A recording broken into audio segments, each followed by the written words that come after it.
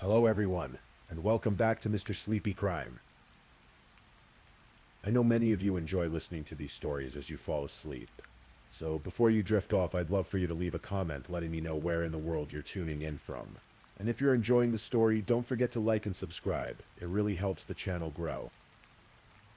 Before we begin, I want to acknowledge that this story involves real people and real tragedies. We tell these stories not for entertainment, but to remember the victims and perhaps help others recognize the warning signs that could prevent similar tragedies. For the best experience, feel free to lower the volume a little, just enough to let the story gently carry you off to sleep. Alright, please get comfortable, dim the lights, and let's dive into tonight's first story.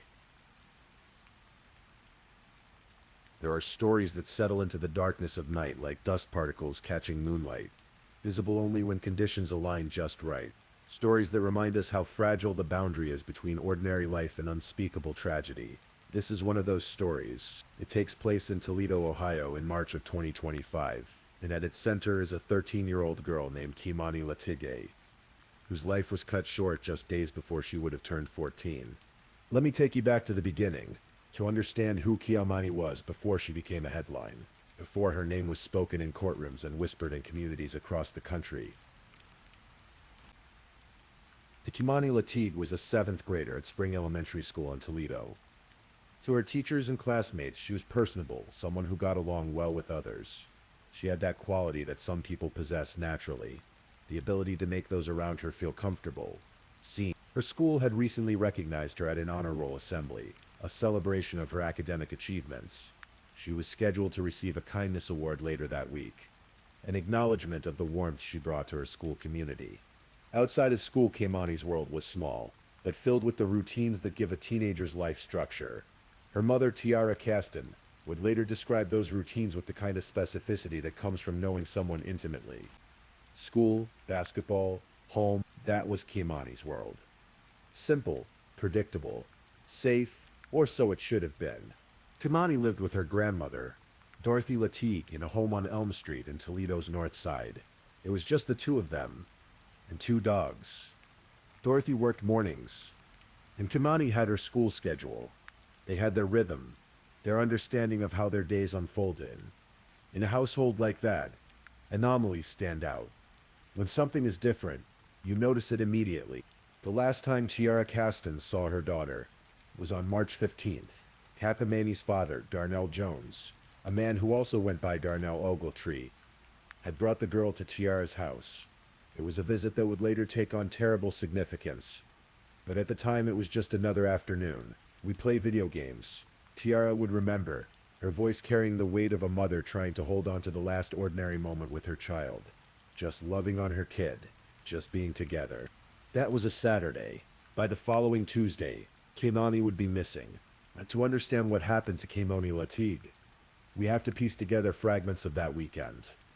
The last weekend of her life, the timeline is constructed from police reports, witness statements, and the small details that Dorothy Latige noticed when she came home from work in the early morning hours of March 17th.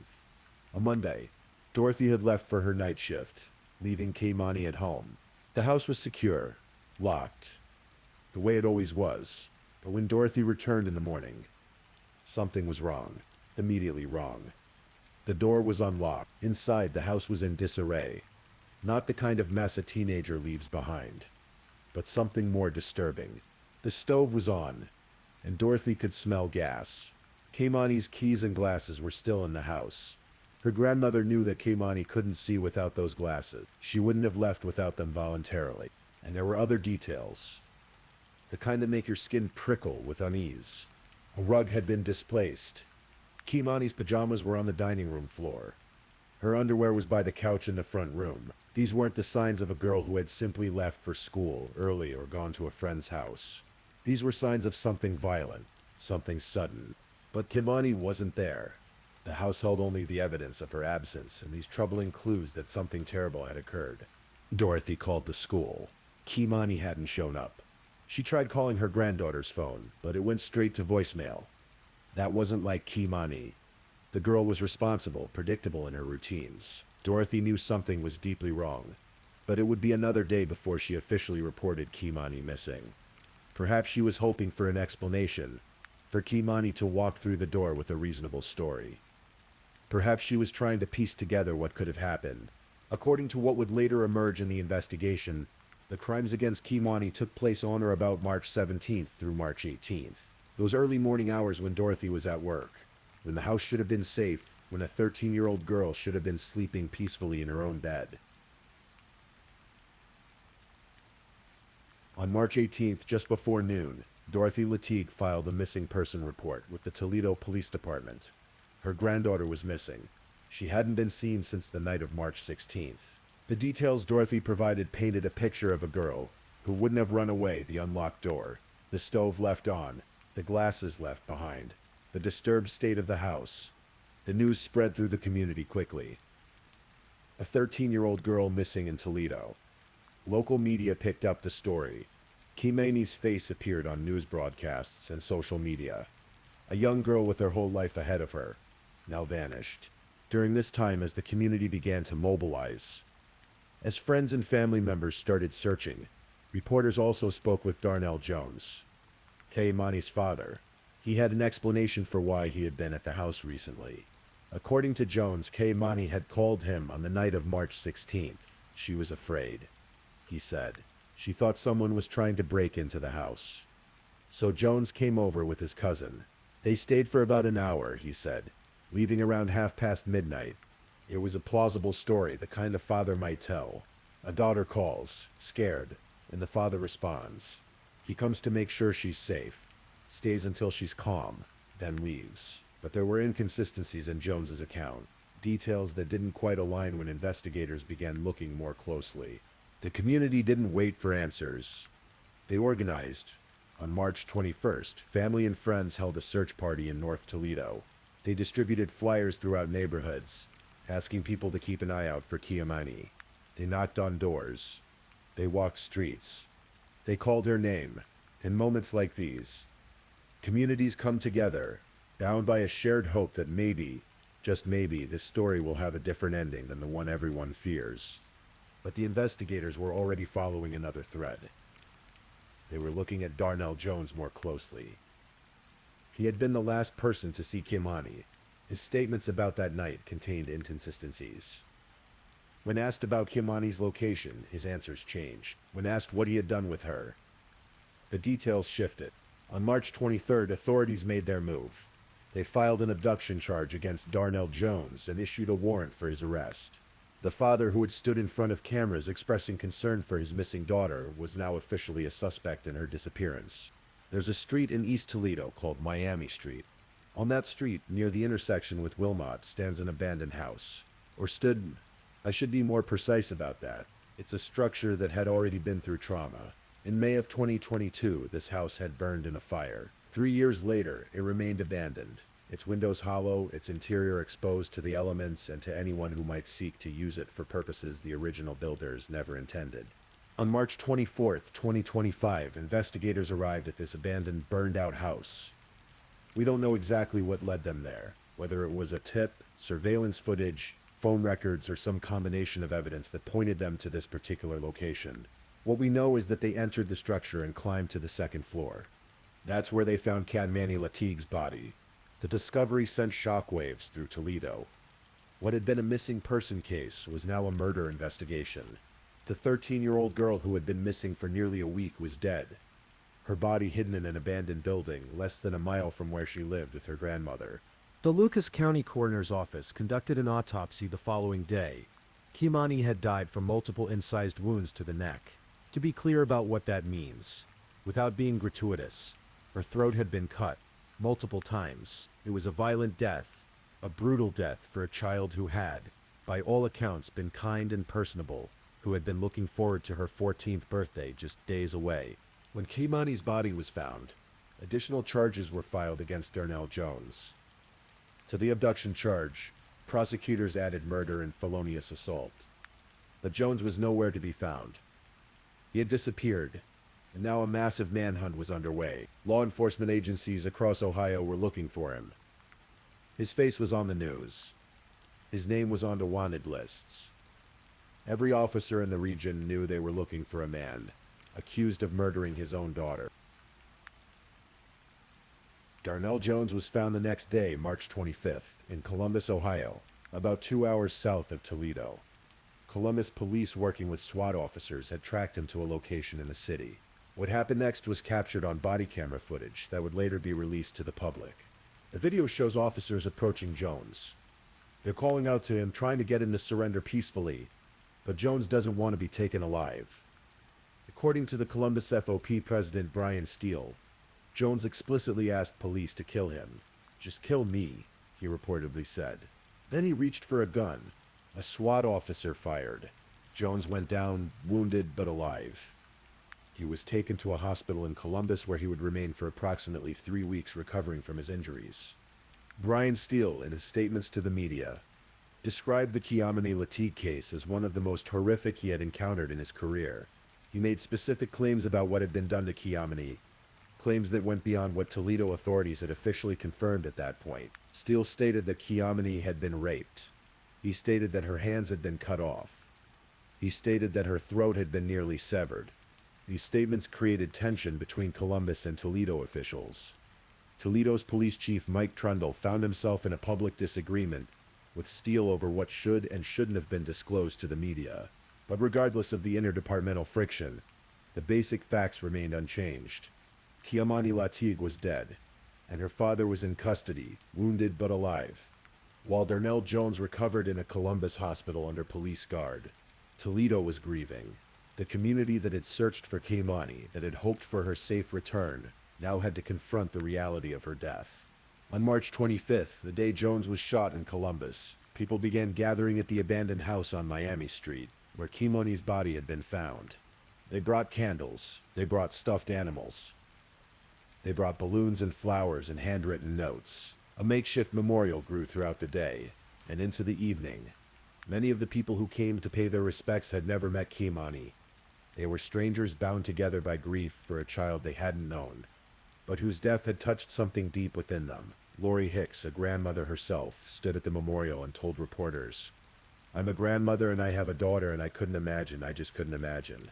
I'm so hurt behind it. I didn't even know the little girl, but I think the community came out, reached out, and is going to support her." That evening, a vigil was held. People gathered at the corner of Miami and Wilmot, standing in front of the burned-out house that had become Kiamani's tomb. They chanted her name. They lit candles. They prayed. Among those in attendance was one of Kiamani's former teachers, a woman who had known the girl years earlier when she was in a different guardian's care. This teacher spoke about concerns that had been reported to Lucas County Children's Services. On multiple occasions, she used a word that would echo through the community in the days to come. Preventable. This felt preventable, she said. There had been signs, there had been reports, there had been opportunities to intervene. March 29th would have been Kiamani's 14th birthday. Instead of celebrating, protesters marched outside the Lucas County Children's Services building, demanding answers. How had this happened? How had a child who had been the subject of multiple reports to Child Protective Services ended up dead at the hands of her father? Lucas County Children's Services issued a statement. The agency had investigated multiple reports regarding the care of Kiamani Lateef, but they had never found evidence sufficient to remove the girl from her home. They could not provide specific details because the records were not public, but their position was clear. They had investigated and they had not found grounds for removal. To many in the community, this was unacceptable. A task force was formed to investigate systemic issues within the agency. City council members called for accountability. The conversation expanded beyond just Kiamani's case to larger questions about how the child welfare system functions, how reports are investigated, what evidence is required to intervene, and whether the system is adequate to protect vulnerable children. On April 17th, after 3 weeks in the hospital, Darnell Jones was transported back to Toledo to face charges. He had been indicted by a grand jury on April 23rd, on more than a dozen charges. The indictment revealed the full scope of what prosecutors believed had happened to Kiamani. Jones was charged with aggravated murder, kidnapping, rape, felonious assault, tampering with evidence, abuse of a corpse, and several counts of gross abuse of a corpse. The charges painted a picture of sustained violence and violation. According to the indictment, the crimes occurred on or about March 17th through March 18th. Those hours when Dorothy Latigue was at work, when Kimani should have been safe at home.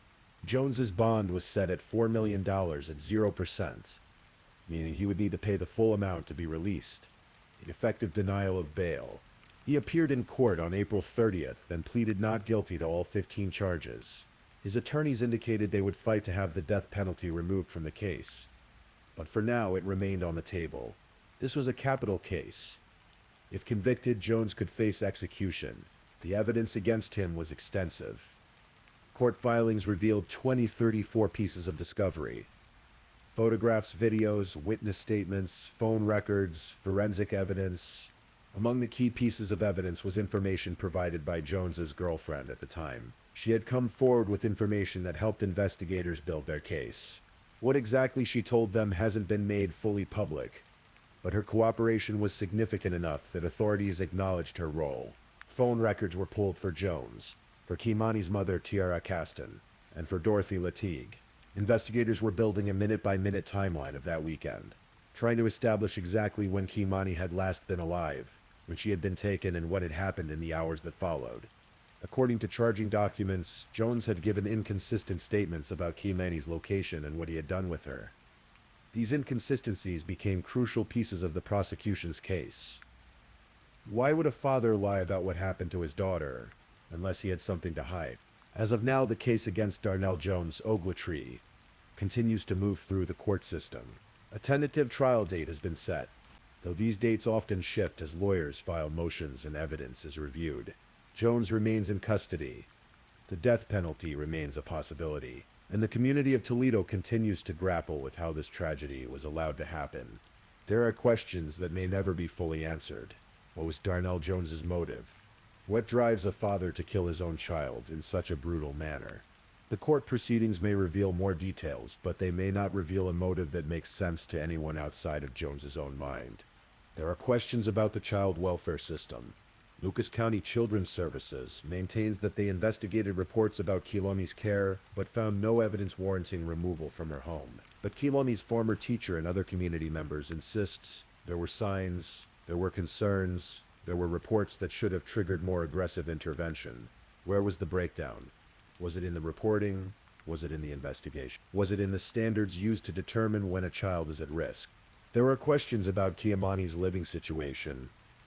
She lived with her grandmother Dorothy, not with either parent. What were the circumstances that led to that arrangement? Dorothy Latigue appears to have been a loving caregiver, who noticed immediately when something was wrong. But why was Darnell Jones still in Kimani's life? What level of access did he have?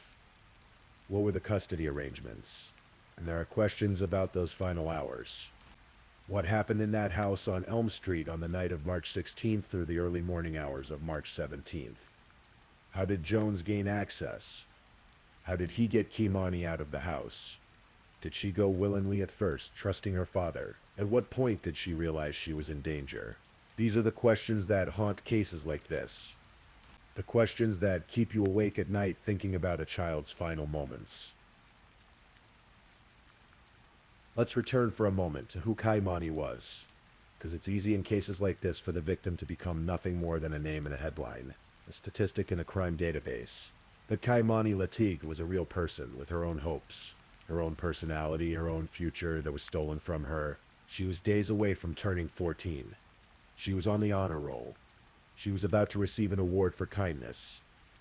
Not for academic achievement or athletic prowess, but for kindness. That tells you something about who she was. In a world that often rewards competitiveness and individual achievement, Kimani was being recognized for being kind to others. Her mother remembered her as a girl who lived a simple life. School, basketball, home. There's something poignant about that simplicity. At 13, Kimani wasn't running wild or getting into trouble. She was going to school, playing sports, spending time at home. She was being a kid in the best possible way. Her school described her as personable, someone who got along well with others. That's the kind of description that might seem generic when you read it in an official statement, but think about what it really means. In middle school, one of the most socially fraught periods of life, Kimani made people feel comfortable. She got along with others. She was the kind of person who smoothed over conflicts rather than creating them. And she loved video games. That detail, shared by her mother, feels important. When Tiara Caston described the last time she saw Kamani, she talked about playing video games together. Just a mother and daughter, controllers in hand, sharing that particular kind of companionship that comes from doing something you both enjoy. It's such a normal detail, such an ordinary way to spend time together, and that's what makes it so heartbreaking. Kamani should have had thousands more afternoons like that. She should have had years of playing video games with her mom, of going to school, of playing basketball, of growing up and figuring out who she wanted to become. Instead, she got 13 years. 13 years. 11 months and a handful of days. And then her life ended in an abandoned, burned-out house on Miami Street, at the hands of the man who should have been one of the people most dedicated to protecting her. The murder of Kamani Lateef is not an isolated incident, as much as we might wish it were. According to various studies and statistics, familial homicide, when a family member kills another family member, accounts for a significant percentage of murders involving children, and in a disturbing number of these cases, the perpetrator is a parent. These cases force us to confront uncomfortable truths about family violence, about the privacy of the home, as both sanctuary and potential danger zone, about the difficulty of intervening in family situations. Even when there are signs of trouble, the child welfare system in America is overwhelmed. Social workers carry enormous caseloads.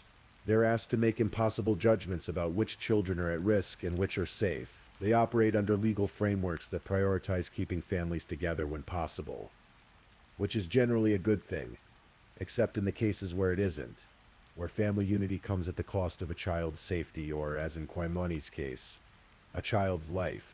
There's also the complicated dynamic of parental access. Even when a child doesn't live with a parent, that parent often retains legal rights to spend time with the child. And for good reason.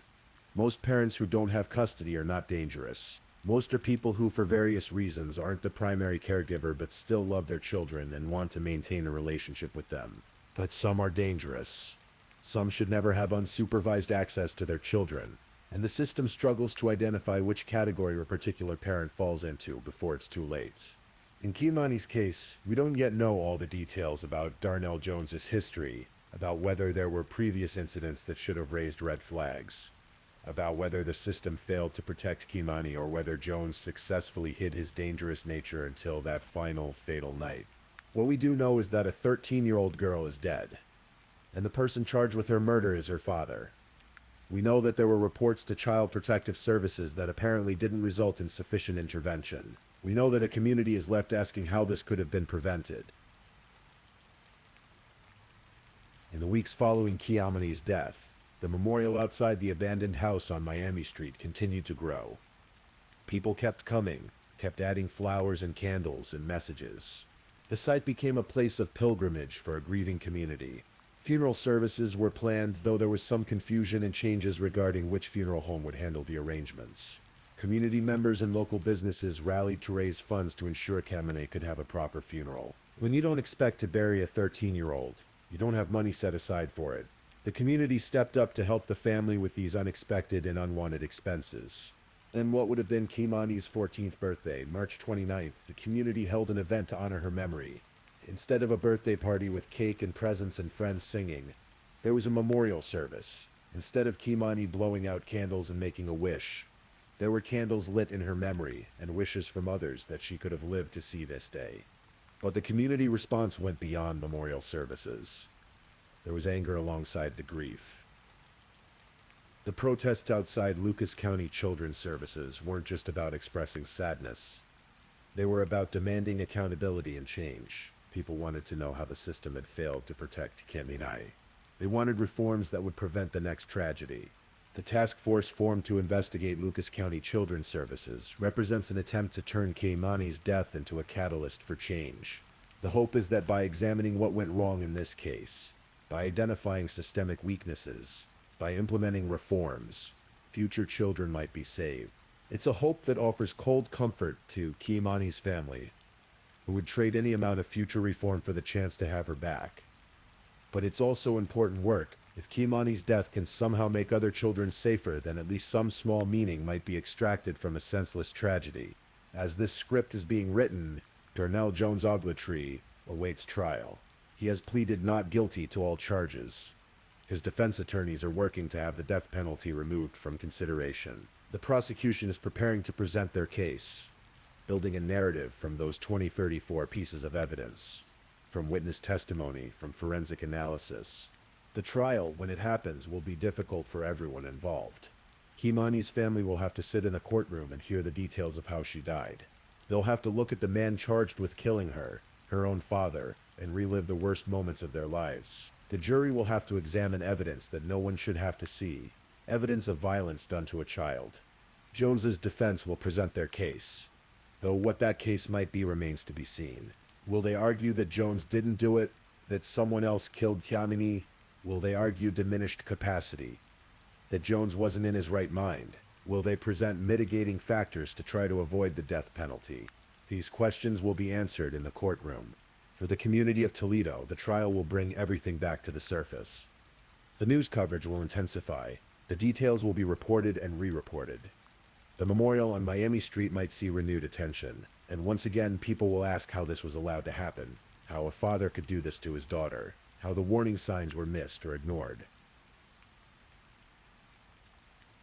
In true crime, we often focus on the perpetrator. We analyze their psychology, their motives, their methods. We try to understand what makes someone capable of committing terrible acts, and while that has value, understanding evil might help us prevent it. It can also overshadow the victim, the person whose life was taken, whose story was interrupted mid-sentence. So let's end by remembering Kimani Lateeg, not as a victim, not as a case file or news story, but as a person, a 13-year-old girl who was kind to others, who did well in school, who loved playing basketball and video games, who had a mother who loved her, and a grandmother who protected her as best she could, who should have turned 14 on March 29, 2025, who should have finished 7th grade and gone on to 8th grade, who should have grown up, graduated high school, maybe gone to college, maybe started a career, maybe had a family of her own someday. Kimani should have had a future. That's what was taken from her in that abandoned house on Miami Street. Not just her life, but her future. All the birthdays and basketball games and video game sessions and ordinary Tuesday afternoons that make up a life. The memorial outside that house will eventually be cleared away. The flowers will wilt, the candles will burn out, the stuffed animals will be collected and stored or discarded. The house itself might be torn down, but Kimani's name won't be forgotten, not by her family, not by her community, and hopefully not by a system that failed to protect her. Her former teacher said this felt preventable.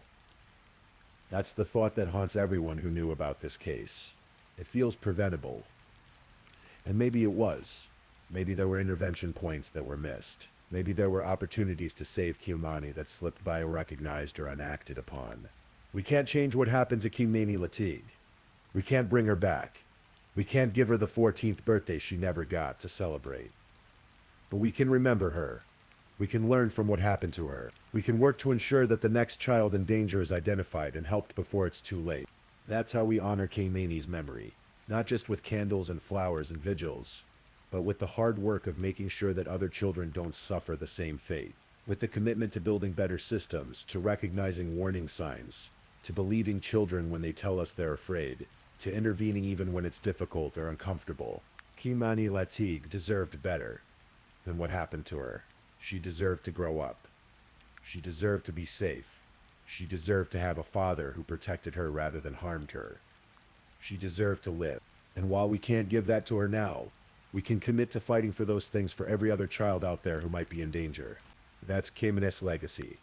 That's what we must carry forward from this tragedy. Rest in peace, Kimani Lateeg. You were loved. You were remembered. You mattered. Please, if this is your first time listening to one of our true crime stories, welcome to the channel where we explore these cases in a calm and respectful way. I also want to take a moment to appreciate my amazing subscribers who've been rocking with me. Thank you so much for your continued support. If you're still awake and listening, drop a comment. Let me know where you're tuning in from and the current time in your corner of the world, or just say something to let me know you're still here. And if you haven't already, be sure to like this video and subscribe, so you don't miss our next true crime stories for sleep. Now, let's move on to our second story. Story 2. There are stories that stay with communities long after the news cameras have left, long after the courtroom doors have closed. They linger in the minds of those who lived through them, casting shadows over familiar streets and ordinary days. The story of Jessica Paget is one of those stories. It's a tale that unfolded in the quiet neighborhoods of eastern Pennsylvania in the autumn of 2014, a reminder that sometimes the greatest dangers hide in the places we consider safest. This is her story. November 21st, 2014, a Friday afternoon in Northampton, Pennsylvania. The kind of day where people were already thinking about the weekend ahead, planning Thanksgiving dinners, watching the leaves fall from the trees in shades of brown and gold. The air had that crisp quality that comes with late autumn, when winter is just around the corner. Waiting at the Duck Duck Goose Daycare Center, Jessica Paget was having what seemed like any other workday. At 33 years old, Jessica had built a life she was proud of. She was a mother to 3 children, a wife, a daughter, and a beloved member of her community. Those who knew her described a woman with an infectious energy, someone who could light up a room simply by entering it. She had one of those smiles that made you feel like everything was going to be okay. Jessica loved working with children. There was something about their innocence, their laughter, their simple view of the world that brought her joy. On this particular Friday, she was busy with the usual routines of childcare. The organized chaos of snack time and story hour. Little voices asking questions, tiny hands reaching for toys. But throughout the afternoon, her phone kept ringing, again and again. The caller was her stepfather, Gregory Graff. He needed help with something on his computer, he said. It was urgent. Could she come over? Just for a few minutes? Jessica's coworkers would later remember those phone calls. They remembered how persistent they were, how Graff kept calling back. They remembered Jessica telling them she'd just be gone for a moment, that she'd return shortly. It was supposed to be a quick errand, the kind of favor you do for family without thinking twice about it. She left the daycare center that afternoon, telling her colleagues she'd be right back. They didn't think much of it at the time. Why would they? She was just going to help her stepfather with a computer problem. She'd probably be back before they even noticed she was gone. But Jessica Paget never came back. When Jessica didn't return to work, her coworkers grew concerned. They tried calling her phone. No answer. They called again. Still nothing. The concern began to transform into worry, and worry into fear. This wasn't like Jessica. She was responsible, dependable, the kind of person who always let you know where she was. By evening, when Jessica failed to come home to her husband Michael and their children, the fear became palpable. Michael Paget tried to stay calm, tried to think of reasonable explanations. Maybe her phone died. Maybe she got caught up with something. Maybe there was traffic. But with each passing hour, those explanations felt thinner, less convincing. The family contacted the police. A missing persons report was filed. Jessica's face soon appeared on the news, on social media, on flyers posted around the community. The search began in earnest. Volunteers combed through neighborhoods, parks, anywhere she might be. The police started investigating, interviewing anyone who might have seen her, trying to piece together her last movements. The trail led them to a disturbing discovery. Jessica's car was found abandoned in Northampton, not far from where she was last seen. The vehicle was empty, offering no clues about where she had gone or what had happened to her. It sat there like a ghost, a question mark on wheels. Meanwhile, Gregory Graff, the last person known to have spoken with Jessica, was cooperative with investigators. Yes, he confirmed. Jessica had been coming to help him with his computer. But she never showed up, he said. He didn't know where she was. He seemed as concerned as everyone else, a worried stepfather hoping for his stepdaughter's safe return. 5 days passed. 5 agonizing days where Jessica's mother, Danelle Bittner, clung to hope, where Jessica's father, Thomas Kajmar, waited by the phone, where Michael held their children and tried to explain why mommy wasn't home yet, where the community rallied together, searching, praying, hoping for a miracle. But there would be no miracle. On November 26th, Gregory Graff's facade crumbled. Under police questioning, he confessed. He had killed Jessica. He had shot her in the back of the head at his home, and he knew exactly where her body was. Grafter drew a diagram for investigators, showing them a location on his 7-acre property in Allen Township. When police arrived at the site, they found Jessica's body buried behind a shed, wrapped in a blood-stained comforter, covered with leaves and debris, hidden like discarded refuse. The young mother, the beloved daughter, the cherished wife, reduced to this. But as horrifying as this discovery was, as much as it shattered the hearts of everyone who loved Jessica, the full truth of what had happened was somehow worse.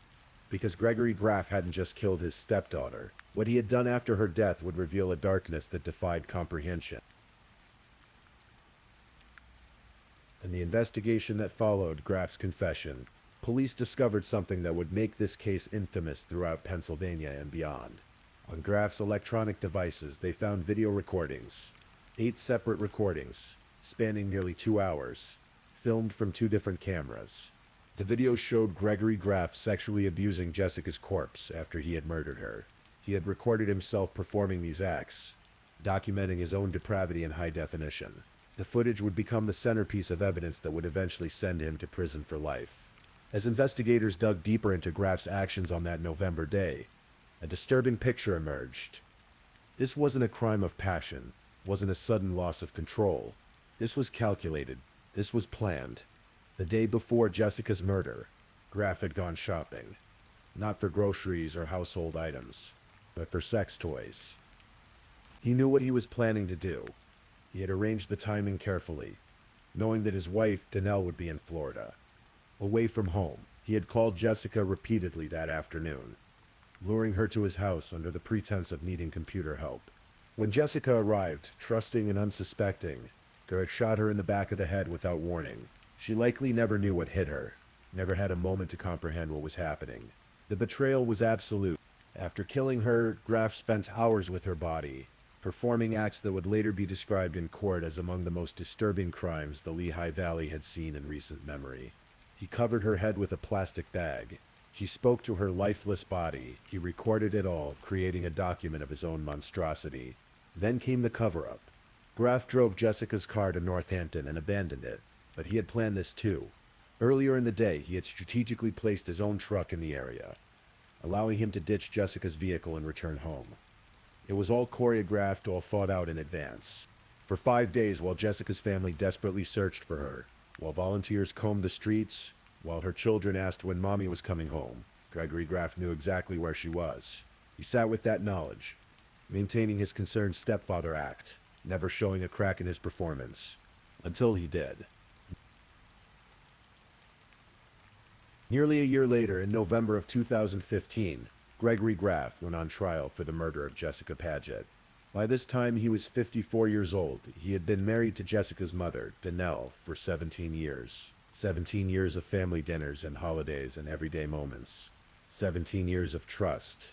The trial was held at the Northampton County Courthouse, and it would prove to be one of the most emotionally difficult proceedings in the county's history. From the very beginning, Graff's defense attorney, Jack McMahon, took an unusual approach. He didn't deny that Graff had killed Jessica. He didn't deny that Graff had abused her corpse. Those facts were indisputable. Instead, McMahon argued about the degree of the crime. He claimed that something snapped with Graff, that the killing wasn't premeditated, that it was somehow an aberration, an act that shocked even Graff himself. McMahon asked the jury to convict his client of third-degree murder, rather than first-degree murder, which would mean a sentence of 20 to 40 years instead of life without parole. The prosecution, led by District Attorney John Morganelli, painted a very different picture. They presented evidence of Graff's careful planning, the sex toys purchased the day before, the strategic placement of vehicles, the timing coordinated with his wife's absence. This wasn't someone who snapped. This was someone who planned a murder to fulfill a dark fancy. But the evidence everyone was waiting for, the evidence that would define the trial, was the video. Throughout jury selection, the mere mention of this footage had emotional resonance. When prospective jurors were told they would have to watch it, 1/5 of the jury pool asked to be excused. They couldn't bear it, they said. They knew themselves well enough to know it would be too much. But the 12 who were selected, 9 men and 3 women, knew what they were facing. And on the final day of the trial, in a darkened courtroom, they watched. The video was displayed on a screen positioned away from the public gallery. where Jessica's family members sat. Many chose not to be in the courtroom at all. During this portion of the trial, Demel Bittner, Jessica's mother, stayed away. So did Thomas Kajmar, Jessica's father. They took their seats only after it was over. Some burdens are too heavy to bear, even in the pursuit of justice. The silence in that courtroom as the video played was profound. It was broken only by the sounds from the recording itself. Graf's voice speaking profanely to Jessica's lifeless body, and by Assistant District Attorney Patricia Mulqueen's professional voice saying, "Okay. The next video, please," as each clip ended. One juror's eyes filled with tears. Another's face twisted with profound distaste. Another sat motionless, hand over his mouth, fingers pinching his eyes shut. Even Graf's own attorney, Jack McMahon, looked away, swiveling his chair to avoid seeing the screen. Graf himself busied himself with court papers, refusing to look at what he had done. The video lasted approximately 6 minutes in total. 6 minutes that felt like an eternity to everyone present. 6 minutes that no one who watched them would ever forget. Before the video was shown, Judge Stephen Barada had given the jury careful instructions. He warned them that the footage was disturbing, that they should not let it unduly sway their emotions. He told them that if they didn't feel comfortable watching the entire video, they didn't have to, but they could all made it through, though when it ended they sat in silence with vacant expressions, processing what they had witnessed. After both sides had presented their cases and given their closing arguments, the jury retired to deliberate. They stepped into a small room behind closed doors to decide Gregory Graf's fate. Would it be first-degree murder with its mandatory life sentence or third-degree murder with the possibility of eventual release? 6 minutes. That's all it took. 6 minutes of deliberation, roughly the same length as the video they had just watched. They returned to the courtroom and delivered their verdict. Guilty of first-degree murder. Guilty of abuse of a corpse. The courtroom erupted. Jessica's family members cried tears of relief. Gasps of "yes" echoed through the room. The quick verdict was a validation of what they had known all along, what had been so painfully obvious. Gregory Graf had planned this murder. He had premeditated it. He had executed it, and he deserved to spend the rest of his life in prison. Judge Barada wasted no time. First-degree murder in Pennsylvania carries a mandatory sentence of life without the possibility of parole. There was no discretion, no room for leniency. Graf would die in prison. The judge added an additional 1 to 2 years on top of that for the corpse abuse charge. A largely symbolic gesture, but one that carried meaning nonetheless. Before Graf was led away by deputy sheriffs to begin his life sentence, the court allowed victim impact statements. Jessica's sister, Christy Davis, approached the man who had destroyed her family. She looked directly at him, at his impassive face that showed no emotion, no remorse, no humanity. "I know you probably don't care what I have to say," Davis began, her voice steady despite the emotion coursing through her. "But for once someone isn't concerned about you. You're going to listen to what I have to say for Jez and myself." She told him that he could have pleaded guilty, could have spared the family the excruciating testimony, the nightmare of reliving Jessica's final moments. But he hadn't. He had forced them to endure it all. And even now, Davis said, even after everything, he didn't care. He didn't regret it. "You're going to listen," she said. And for those few moments, Gregory Graf had no choice but to do exactly that. Danelle Bittner, Jessica's mother, who had been married to Graf for 17 years, also spoke. She called her slain daughter her best friend. She said life would never be the same. They weren't there for Mr. Graf, she emphasized in her statement. They were there to be the voice of Jez, who could no longer speak for herself. Michael Padgett, Jessica's husband, spoke to reporters after the trial ended. He talked about holding 15 years of memories of his wife, memories he cherished from the birth of their children to their wedding day. He called her a wonderful person, the only girl he ever loved. "That's the hardest of it all," he said, his voice heavy with loss, knowing that you had a future, you had something that was yours, and someone else took it from you. Judge Barada addressed Graf directly before sentencing. "This is a crime against human nature," he said, "and what you did violates basic family bonds. Jessica's relatives," he noted, "would have to suffer from this crime for the rest of their lives." When asked if he had anything to say, Graf's response was brief, perfunctory, meaningless. "No, sir," he said initially. Then added, "just that I'm very sorry." But sorry doesn't bring Jessica back. Sorry doesn't erase those videos. Sorry doesn't heal the trauma inflicted on her family, her children, her community. Sorry from the mouth of Gregory Graff was just another empty word. He was led away in handcuffs, 54 years old, beginning a life sentence that would never end. He would die in prison, far from the family he destroyed, far from the normal life he obliterated with his actions. In the years since Gregory Graff's conviction, life has moved forward for Jessica's family, though moving forward doesn't mean moving on. How do you move on from something like this? How do you explain to 3 children that their mother is never coming home because their step-grandfather murdered her? How do you reconcile 17 years of marriage with the fact that your husband committed one of the most heinous crimes imaginable against your daughter? Danelle Bittner eventually divorced Graff from his prison cell. The legal proceedings continued even behind bars, as Graff contested aspects of the divorce settlement. The audacity of a convicted murderer arguing about property division while serving a life sentence for killing his stepdaughter speaks to a level of narcissism that perhaps explains, in some small way, how he was capable of such evil. The Lehigh Valley community, too, has been left with scars.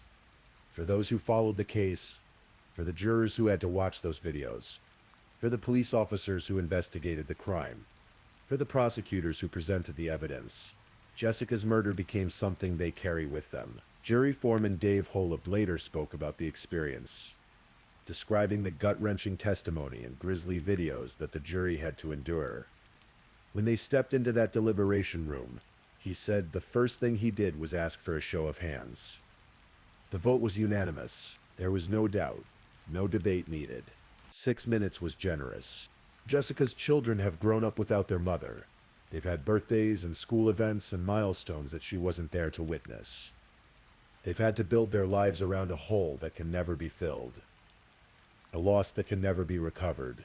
Michael Padgett has had to navigate life as a single father, holding on to those 15 years of memories while creating new ones for his children, trying to honor Jessica's memory while also allowing them to live full lives. The Duck Duck Goose Daycare, where Jessica worked that final day, continued serving the community. But for those who were there that November afternoon, who saw her leave saying she'd be right back, the memory lingers. Every time someone steps out for what should be a quick errand, there's probably a moment, just a flash, where they remember Jessica. Graff himself remains in prison, serving his life sentence at a Pennsylvania State Correctional Facility. He attempted to get a new trial in 2017, claiming various legal grounds for appeal. The attempt was unsuccessful. He will die behind bars. And there's a certain justice in that, even if it can never truly balance the scales of what he took from the world. The murder of Jessica Padgett forces us to confront uncomfortable truths about the nature of evil. It's a case that challenges our assumptions about safety, about family, about the people we trust. Gregory Graff wasn't a stranger lurking in the shadows. He wasn't some unknown predator who snatched Jessica off the street. He was her stepfather. He had been part of her life for 17 years. He was someone who should have protected her, cherished her, celebrated her life. Instead, he ended it. The premeditation involved in Jessica's murder is what makes it particularly chilling. Graff didn't snap in a moment of rage. He didn't lose control in a heated argument. He planned it. He shopped for implements the day before. He coordinated the timing. He lured Jessica to his home with lies. He arranged his vehicles for the cover-up. Every step was calculated, every detail considered. And the motive? The district attorney indicated that it appeared to be related to sexual assault, to necrophilia. Graff wanted to fulfill a dark fantasy, and his stepdaughter became the victim of that desire. It's the kind of motive that defies rational understanding, that makes us question how such darkness can exist in a human being. The video evidence, while crucial to securing Graff's conviction, represents another layer of depravity. Recording those acts, documenting them, keeping them, suggests someone who not only committed horrific crimes but wanted to preserve them, to revisit them. It reveals a mind utterly devoid of empathy, conscience, or humanity. For true crime enthusiasts, the Jessica Padgett case stands out even in a field crowded with terrible stories. It's been featured in television shows, podcasts, articles, and documentaries. See No Evil, a show about crimes captured on video, covered the case. Various true crime channels and programs have examined the evidence, interviewed those involved, and tried to make sense of the senseless. But beyond the forensics and the psychology and the legal proceedings, there's Jessica herself. It's easy in these stories for the victim to become almost abstract, a name attached to a horrible event. But Jessica Paget was a real person. She had hopes and dreams. She loved her children fiercely. She brought joy to her workplace. She had a smile that lit up rooms and a future that should have included watching her children grow, growing old with her husband, becoming a grandmother someday. All of that was stolen from her in an instant by someone who should have been family. On quiet autumn evenings in eastern Pennsylvania, when the leaves turn gold and brown and the air carries that crisp quality of approaching winter, people still remember Jessica Paget. They remember the search, the hope, the devastating discovery. They remember the trial, the verdict, the justice that was served, but could never be sufficient. Her family continues to honor her memory. They share stories about her laugh, her kindness, her devotion to her children. They mark birthdays and anniversaries, celebrating who she was rather than focusing solely on how she died. The community too remembers. Jessica's case changed how people think about safety, about trust, about the fact that danger can come from the most unexpected places. It's a sobering lesson, one paid for at the highest possible price. Gregory Graff will spend the rest of his days in prison, and that's where he belongs. But even his life sentence doesn't truly balance the scales. Nothing can bring Jessica back. Nothing can give her children their mother. Nothing can restore what was taken on that November afternoon, when a trusted family member became a murderer. This is the story of Jessica Paget, a young mother whose life was cut short by unspeakable evil, a woman who deserved so much better than the fate that found her, a victim whose memory endures beyond the horrible circumstances of her death, kept alive by those who loved her and by a community that will never forget. In the end, that's what matters most. Not the darkness of what Gregory Graff did, but the light that was Jessica, the love she gave, the joy she brought, the life she lived before it was stolen from her. That's what we should remember. That's what we must remember. Because Jessica Paget was more than a victim of a horrific crime. She was a daughter, a mother, a wife, a friend, a person, and she mattered. She still mattered. And that, more than anything else, is the truth that endures. Rest in peace, Jessica Paget. Gone but never forgotten. Please, if you're enjoying these stories, don't forget to leave a comment. Let me know where you're listening from and what time it is in your corner of the world. And if you haven't already, be sure to like this video and subscribe so you don't miss the next true crime story for sleep.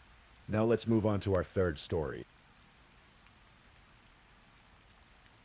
Story 3. Tonight we're going to explore a case that unfolded in the quiet suburbs east of Houston, Texas. A story about love, deception, and a pattern that took decades to fully reveal itself. This is the story of Joseph Hartsfield, a 46-year-old man whose death in January 2023 would expose a web of relationships, suspicion, and unanswered questions that stretched back over 30 years.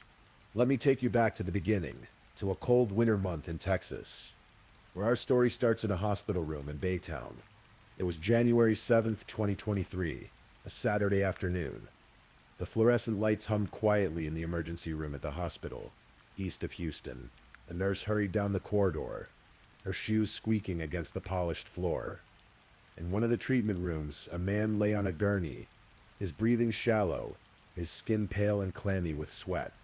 Joseph Hartsfield had been brought in with what the medical staff quickly recognized as a life-threatening condition. He was diabetic and his blood sugar levels were dangerously low, so low that it didn't make sense. Joseph was sweating uncontrollably, his body trembling. He had been vomiting for hours before his wife finally called for help. The nurses worked quickly, starting IVs, checking his vital signs, asking questions. His wife, Sarah, stood nearby. She was 50 years old, composed despite the emergency, answering the medical staff's questions with a certain calm that some might find reassuring. Others might find unusual given the circumstances. Joseph had diabetes, Sarah explained. He took insulin to manage his condition.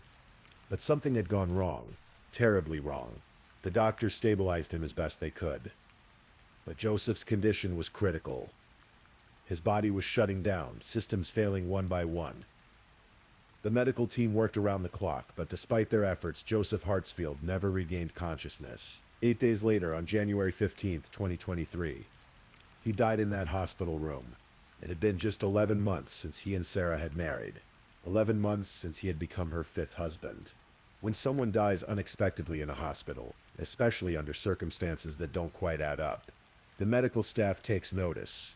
The nurses who had treated Joseph couldn't shake a feeling that something wasn't right. His symptoms, the timeline Sarah had provided, the severity of his condition, it all felt wrong somehow. One nurse in particular made a note in Joseph's file. She described his illness as suspicious, suggesting that it might have been caused by foul play. That single notation would set everything in motion. The Chambers County Sheriff's Office received the call from the hospital. Deputies arrived to interview Sarah and examine the circumstances surrounding Joseph's hospitalization and death. They visited the couple's home, a quiet residence where Joseph and Sarah had lived together during their brief marriage. Inside the bedroom, investigators found something that immediately caught their attention: multiple insulin pens lying near Joseph's bedside. For a diabetic, having insulin nearby wasn't unusual, but the number of pens, their placement, and the timeline of Joseph's symptoms raised questions. Sarah told investigators that on the day Joseph became sick, she had been recovering from her own recent surgery. She had been resting, she said, but had checked on Joseph 3 or 4 times throughout the day. Around 1 in the afternoon, she found him sweating uncontrollably and vomiting. That's when she called for help. The deputies listened, taking notes. But something about Sarah's account didn't align with what they were learning from the medical evidence. They began to dig deeper, requesting Joseph's medical records, interviewing his family members, piecing together the last days of his life. What they discovered would lead them down a path that went far beyond a single death in Texas. Weeks passed as the investigation continued. The Harris County Medical Examiner's Office conducted a thorough autopsy on Joseph's body.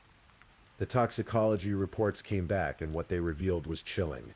Joseph Hartsfield had died from complications of toxic effects of insulin. His system had been flooded with the hormone, far more than any diabetic would ever administer to themselves, even by accident. The levels were so high that it could only be described as toxic exposure. But there was something else in Joseph's system as well.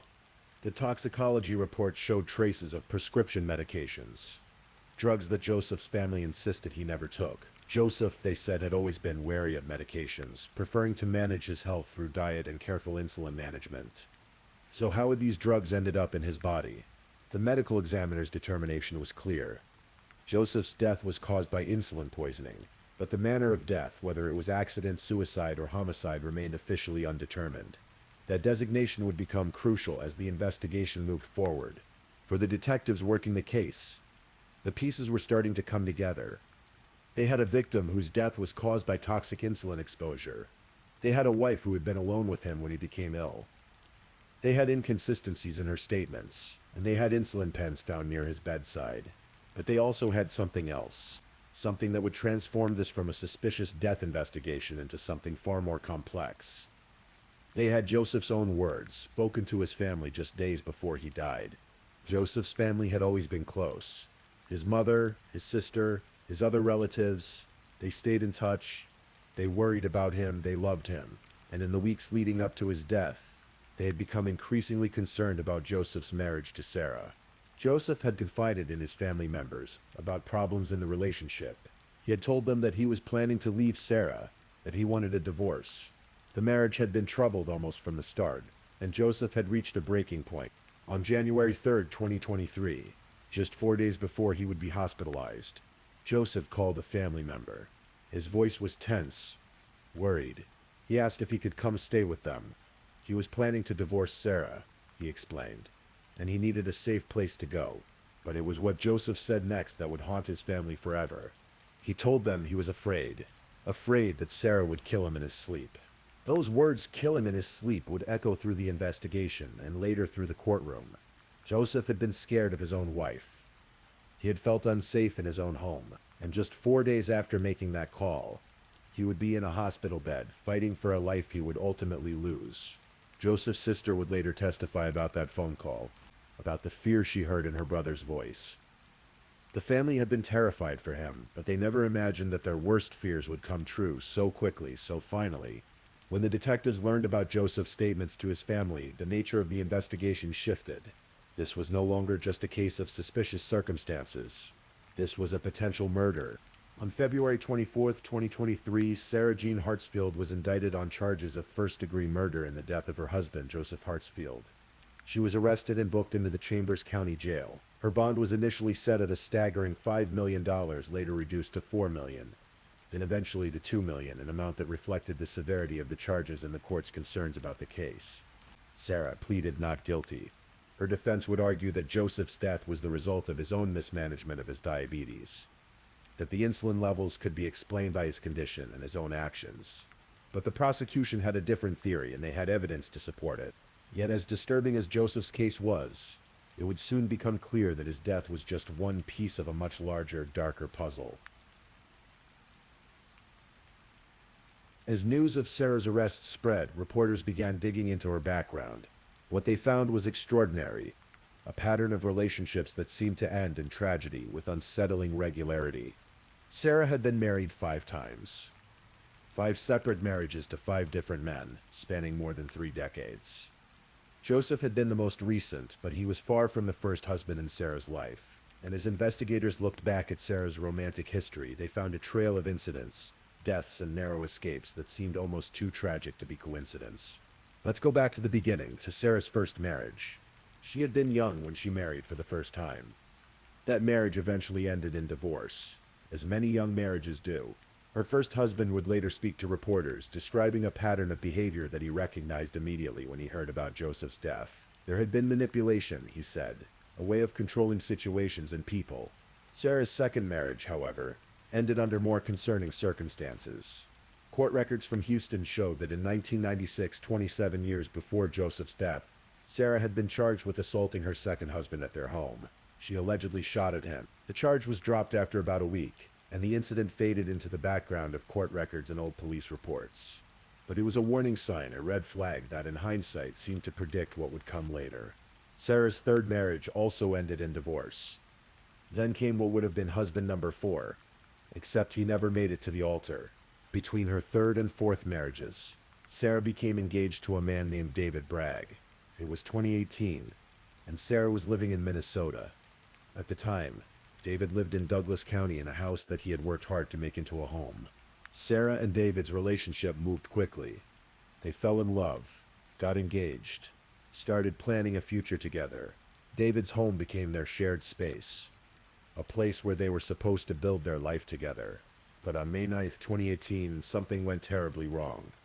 According to Sarah's account to police, she and David had gotten into an argument that day. The argument escalated. David, she said, had grabbed a gun and fired at her first. She had no choice, she told investigators.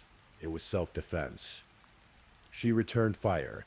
When the police arrived at David Bragg's home, they found him dead from a gunshot wound. Sarah was there, her story clear and consistent. She had been defending herself. She insisted. David had shot at her first, and she had simply tried to survive. The Douglas County prosecutors examined the case. They looked at the evidence, listened to Sarah's statement, and made a determination: justifiable homicide, self-defense. Sarah would not be charged with any crime in David Bragg's death. The case was closed. David Bragg was buried. Sarah mourned. And then, as people do, she moved on with her life. But years later, after Joseph Hartsfield's death and Sarah's arrest in Texas, authorities in Minnesota announced that they would be re-examining David Bragg's shooting. The circumstances that had seemed like a clear-cut case of self-defense in 2018 now looked different in light of what had happened to Joseph. Had David Bragg really fired first? Had Sarah really been defending herself? Or had the Douglas County prosecutors, without the benefit of knowing what would come later, made a terrible mistake? The case remains under review, but David's death stands as another tragedy in Sarah's wake. Another man who had loved her and who had died violently. After David Bragg's death, Sarah left Minnesota. She eventually moved to New Mexico, where she would meet and marry her fourth husband, a man whose house had burned down in 2018, the same year David Bragg was killed. The details of that house fire have never been fully investigated, but the timing is striking. Sarah married this man in 2019, just a year after his home was destroyed. That marriage, like the ones before it, would eventually end. But unlike David Bragg, husband number 4 survived his relationship with Sarah. He would later speak cautiously about his time with her, describing a woman who was smart, capable, and somehow always at the center of chaos and tragedy. Which brings us to Joseph Hartsfield, husband number 5. Joseph was 46 when he met Sarah. He had been living his life in Texas, managing his diabetes, staying close to his family. He wasn't looking for drama or complexity. He just wanted companionship, love, maybe a partner to share his life with. Sarah and Joseph's courtship was relatively brief. They connected, fell for each other, and decided to marry. In February 2022, they became husband and wife. Joseph's family welcomed Sarah, hoping that their son and brother had found happiness. But almost immediately, there were problems. Joseph's personality seemed to change. He became more withdrawn, more stressed. His family noticed that he seemed afraid, though he didn't say much about it at first. As the months went by, Joseph's fear grew. He confided in family members that the marriage wasn't what he had hoped for. He talked about getting a divorce, about leaving, and then came that phone call on January 3rd, 2023. The one where he said he was afraid Sarah would kill him in his sleep. 4 days later, he was in the hospital. 8 days after that, he was dead. As the prosecution built its case against Sarah Hartsfield, they compiled a compelling timeline of evidence. There were the insulin pens found by Joseph's bedside. Multiple pens suggesting that someone had administered more insulin than a diabetic would normally use. There was the toxicology report showing not just toxic levels of insulin, but also prescription medications that Joseph's family swore he never took. There were Sarah's own statements, which contained inconsistencies that investigators documented carefully. She had said she checked on Joseph 3 or 4 times throughout the day, but the timeline of his symptoms didn't quite match up with her version of events. There was the fact that Joseph had been sweating uncontrollably and vomiting for hours before Sarah finally called for medical help. Why had she waited? Why hadn't she called sooner when her diabetic husband was clearly in medical distress? And there was Joseph's own voice captured in the memories of his family members saying that he feared his wife would kill him. But perhaps most damning was the pattern. Sarah had been married 5 times. One fiancé was dead from a gunshot wound she admitted to firing. One husband's house had mysteriously burned down, and now her 5th husband was dead from insulin poisoning. Was it all tragic coincidence, or was there something darker at work? Sarah's defense attorneys argued that Joseph's death was the result of his own actions and health conditions. Joseph was a diabetic. They pointed out he managed his own insulin.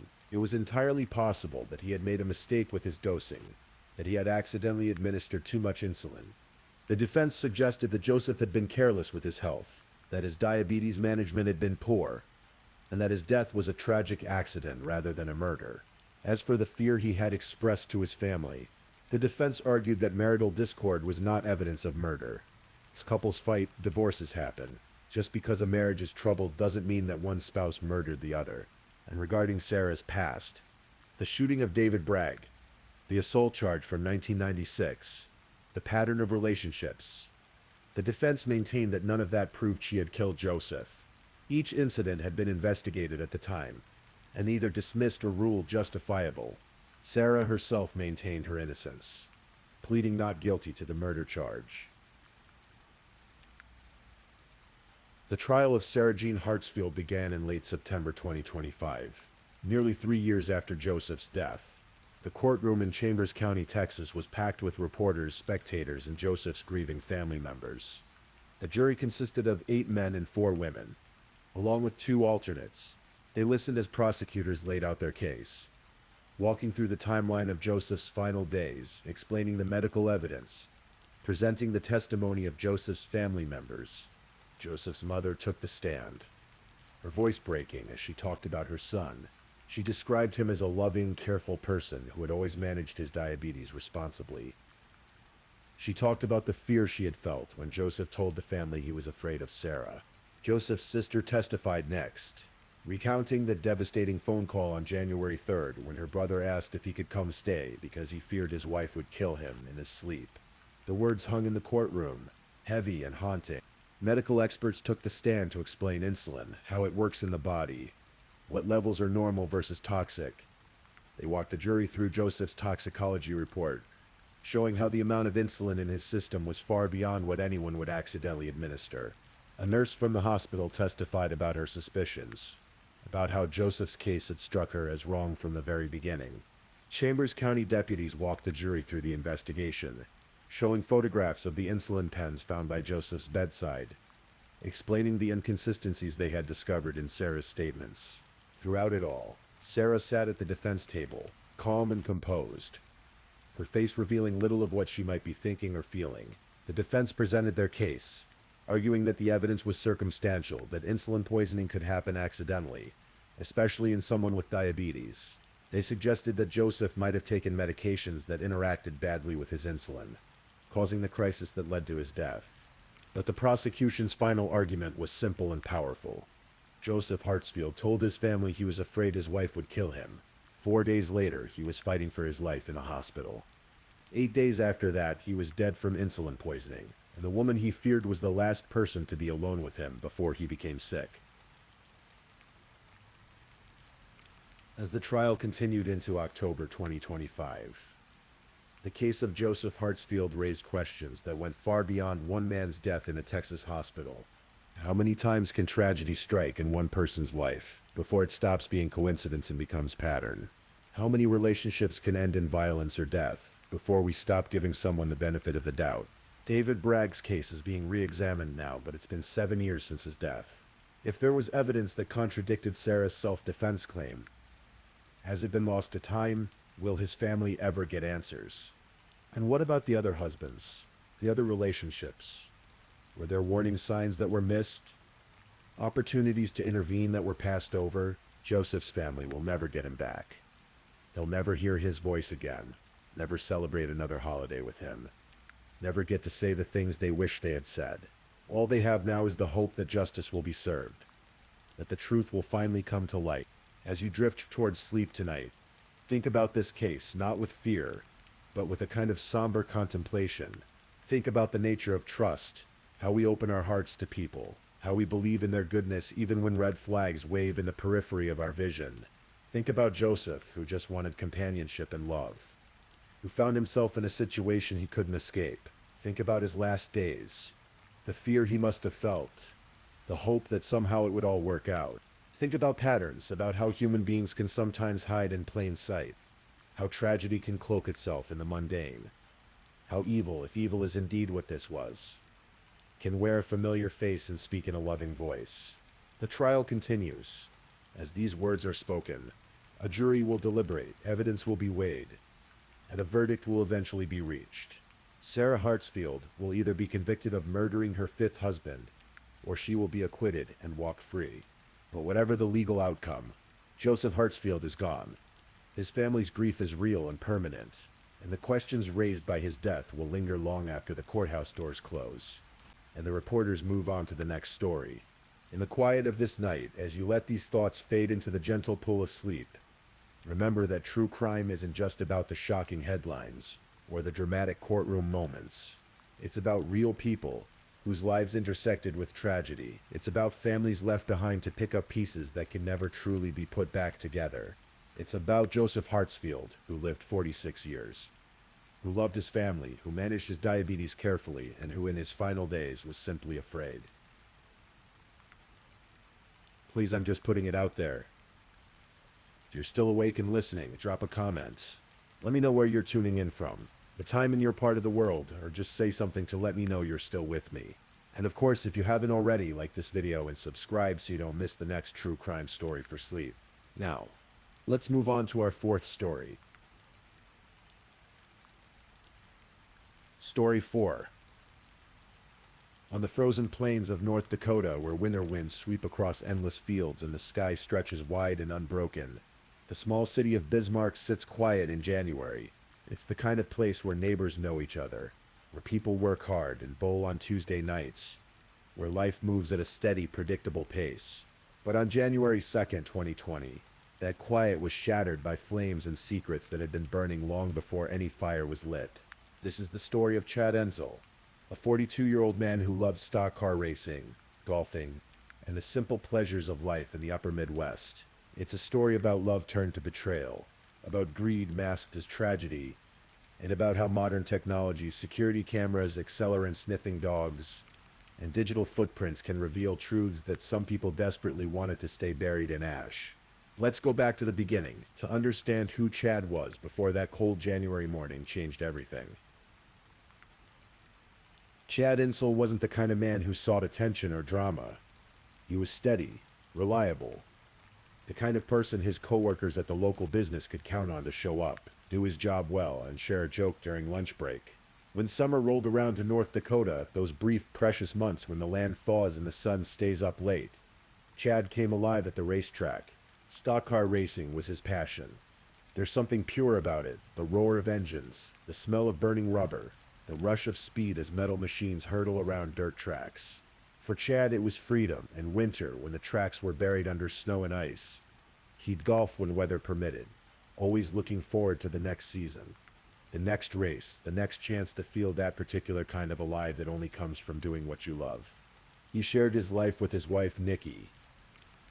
They lived in a house on the outskirts of Bismarck, in that liminal space between city and prairie, where homes dot the landscape with generous distances between them. To the outside world, they seemed like an ordinary married couple, navigating the rhythms of middle-life work, home, the occasional night out. But beneath the surface, things were changing. Marriages are complex ecosystems, delicate balances of shared history and individual needs. And sometimes those balances shift in ways that can't be corrected. By late 2019, Chad and Nikki's marriage was fracturing, though Chad may not have fully grasped how deep those fractures ran. What Chad didn't know, what he couldn't have known as he went about his days that December, was that his wife had started a relationship with someone else, a man named Earl Howard. Earl Howard was a married man from Canada, 45 years old, living a life that should have been separate from the Ensel's world. But paths cross in unexpected ways. And somehow Earl and Nikki found each other. The details of how they met aren't as important as what happened after. What matters is that by December 2019, they weren't just casually acquainted. They were involved in an affair, and it was serious enough that they were making plans. Plans to leave their current lives behind. Plans to move to Texas together. To start fresh under the wide southern sky, far from the frozen plains of North Dakota. Nikki even had a job interview scheduled in Texas. They were building a future together, brick by brick, decision by decision. But there was a problem, a significant one. Chad. In the calculus of betrayal, there are different paths people take. Some choose honest conversation and divorce, painful but clean. Others choose deception and separation, messy but survivable. And then there are those who choose something darker, something that crosses a line from which there's no return. According to what investigators would later piece together, Nikki and Earl chose the darkest path. They allegedly began planning not just to leave their old lives, but to erase one of the obstacles standing in the way of their new one. Money was part of the equation too. It almost always is in cases like this. Just 4 days before Chad's death, Nikki had taken out a renter's insurance policy worth approximately $26,000. The timing would later seem suspicious to investigators. One more piece in a puzzle that was slowly taking shape. As December turned toward its end, as 2019 prepared to give way to 2020, events were set in motion that would culminate in tragedy. December 30th, 2019. A Monday evening in the dead of winter, Chad Insel did what he did many Monday nights. He went bowling. In small cities across America, bowling alleys serve as social hubs. Places where leagues gather, where the crack of pins and the rumble of balls down wooden lanes create a soundtrack to community. For Chad, it was routine, comfortable, normal. While Chad was at the bowling alley, Nikki came to the house. She picked up her belongings that night while Chad was out. The marriage had deteriorated to the point where she was leaving, gathering her things, preparing to separate. But she wasn't alone. Earl Howard went with her, though he stayed outside while she collected what she needed. After leaving the house that night, Nikki checked into a hotel. She would stay there through New Year's Eve, through New Year's Day.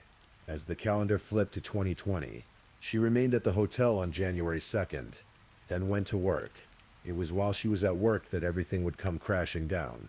But let's stay with December 31st for a moment. New Year's Eve.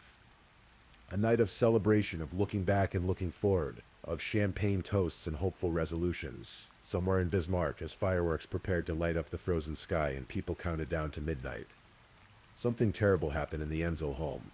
In the early morning hours, those quiet, dark hours when the world is suspended between sleep and waking, Chad Ensel was murdered.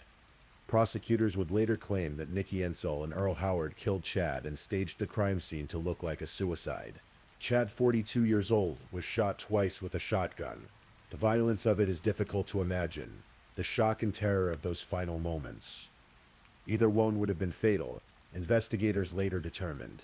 This wasn't a single shot that might have been explained away. This was 2 blasts, ensuring death, eliminating any chance of survival. The crime scene was staged carefully, or at least there was an attempt at careful staging.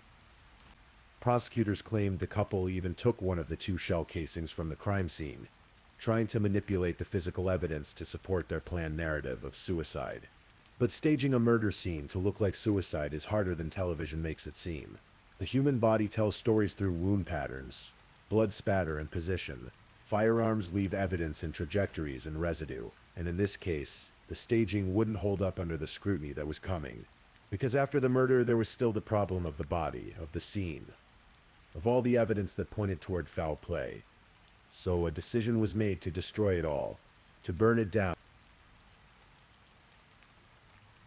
January 2nd, 2020. A Thursday morning. The holiday week was ending. People were returning to work after the New Year's break, settling back into routine. At 911 dispatch in Bismarck, a call came in. A house fire on the outskirts of the city. Firefighters responded quickly, racing through the cold morning air toward the address. Smoke and flames have a particular urgency in winter. The brutal cold makes fires both more dangerous and more difficult to fight. Water freezes. Equipment struggles, and victims of smoke inhalation have less margin for survival in sub-zero temperatures. When firefighters arrived at the scene, they found the house burning. Inside, they discovered the body of 42-year-old Chad Ensel in his bedroom. At first, it might have seemed straightforward. A tragic house fire, a man who couldn't escape the flames in time. But as investigators began to process the scene, as they examined Chad's body and studied the patterns of the fire, inconsistency emerged. Chad hadn't died from smoke inhalation. He hadn't been overcome by flames. His wounds were from shotgun blasts, and the fire, investigators began to suspect, had been set deliberately after his death. After finding 2 gunshot wounds and traces of fire accelerant, they concluded foul play was involved. Someone had tried to burn the evidence, to destroy the crime scene, to make it look like Chad had either died in an accidental fire or perhaps had set it himself after a suicide. But arson investigators are trained to read fire patterns, to understand how flames spread naturally versus how they spread when accelerated by chemicals. The evidence was clear. This wasn't an accident. As the investigation shifted from a tragic fire death to a homicide, detectives began asking questions. Who would want Chad Ensel dead? Who stood to gain from his death?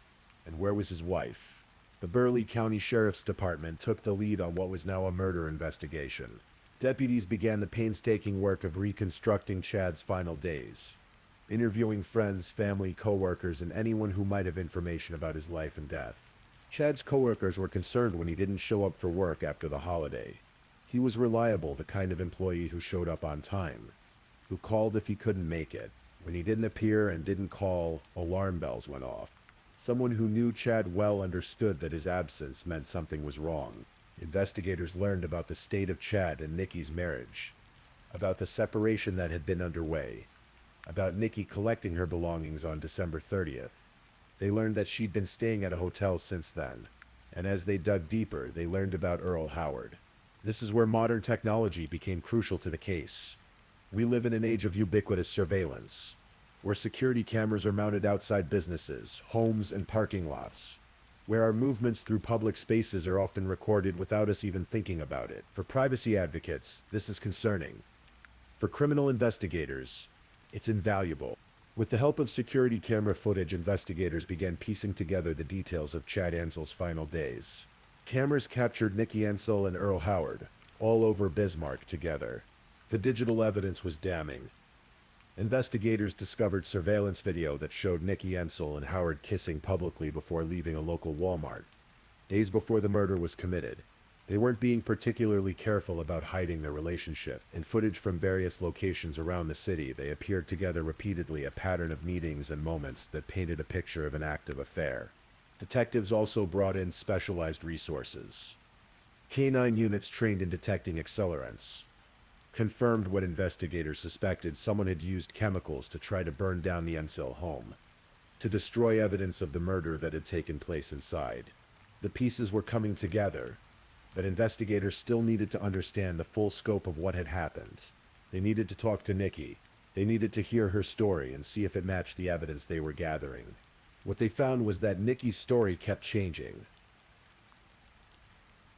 During the investigation into her husband's murder, police repeatedly heard Nikki Enzel's ever-changing story about what happened to her husband, often contradicting the evidence they had collected. This is a pattern investigators see often in cases where someone is lying. The truth is stable. It doesn't shift or morph, because it's based on what actually happened. But lies require memory, and memory under stress is fallible. Each time someone tells a lie, they have to remember not just what really happened, but what they said happened, and keep those narratives separate. Under repeated questioning, inconsistencies emerge. Details change. The story evolved. Nikki's accounts of December 30th and 31st of where she was and what she knew shifted as investigators pressed her. She would say one thing, then later say something different. When confronted with security camera footage, with phone records, with the timeline that was emerging from digital evidence, her explanations had to adjust. Meanwhile, investigators were also focusing on Earl Howard. He was a Canadian citizen, which added complexity to the case. International borders and jurisdictional questions came into play, but the evidence pointed clearly toward his involvement. The surveillance footage, the timeline of his movements, his relationship with Nikki, it all suggested he wasn't just an affair partner who was uninvolved in the crime. As the investigation continued, detectives built their case methodically. They collected physical evidence from the fire scene. They analyzed the shotgun wounds and the weapon found at the scene. They traced phone records and financial transactions. They interviewed dozens of witnesses, and slowly a theory of the crime emerged. Authorities theorized that Nikki and Earl hoped to abscond with the insurance money and move to Texas together. The motive appeared to be both romantic and financial. They wanted to be together, and they wanted the money that would come from Chad's death. The insurance policy Nikki had taken out just days before the murder would pay out. There might be other policies as well. In their calculation, apparently, Chad's death solved their problems. But murder is never a solution. It's a rupture in the fabric of society, a violation so profound that it demands justice. And in this case, justice was coming. Both Howard and Nikki Enzel were charged with conspiracy to commit murder, and conspiracy to commit arson. The conspiracy charges were significant. They meant prosecutors believed the two had planned this together, that it wasn't an impulsive act, but a calculated plot. Earl Howard's case moved through the legal system first. Howard pleaded guilty and was sentenced to 25 years in prison in February 2022. By accepting a plea deal, he avoided the uncertainty of trial, but guaranteed himself decades behind bars. He would be an old man by the time he was eligible for release, his life fundamentally altered by the choices he'd made in those dark early morning hours of December 31st. Nikki Enzel chose to fight the charges. She maintained her innocence, insisted she had nothing to do with her husband's death. And so, in the fall of 2022, her case went to trial. The trial took place in Bismarck, in the same community where Chad had lived and died, where he'd raced cars in summer and bowled on Monday nights. A jury of his peers would hear the evidence and decide Nikki's fate. In her opening arguments, prosecutor Julianne Lawyer laid out the state's theory that in the early morning hours of December 31st, 2019, Nikki Enzel and Earl Howard murdered Chad and staged the crime scene to look like a suicide. The prosecution presented the physical evidence, the shotgun wounds, the accelerant traces, the staging of the scene.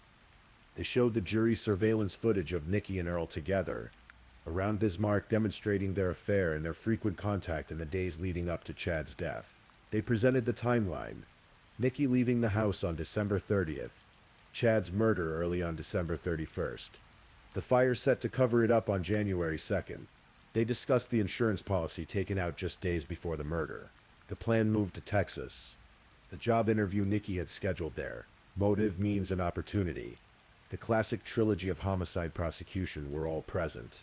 The defense argued that the prosecution's case was circumstantial, that having an affair didn't make someone a murderer. but the timeline and evidence didn't conclusively prove Nikki's involvement in the actual killing.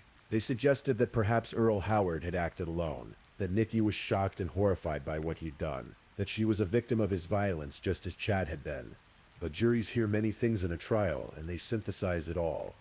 The facts, the testimony, the credibility of witnesses, the physical evidence, the timelines and the stories people tell. They look for truth in the accumulation of detail. After hearing all the evidence, after deliberating together and weighing the prosecution's case against the defense's arguments, the jury reached a verdict: guilty.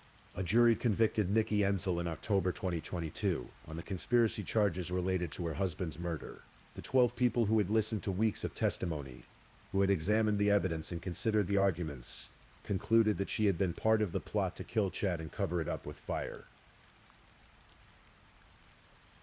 In February 2023, the court sentenced Nikki Ensel to life in prison with the possibility of parole. She also received an additional 15 years on the other conspiracy charges against her. The sentence meant she would spend decades behind bars, that the life she'd imagined in Texas with Earl Howard would never materialize, that her choices on those cold December days had cost her everything, and had cost Chad his life. But Nikki wasn't done fighting.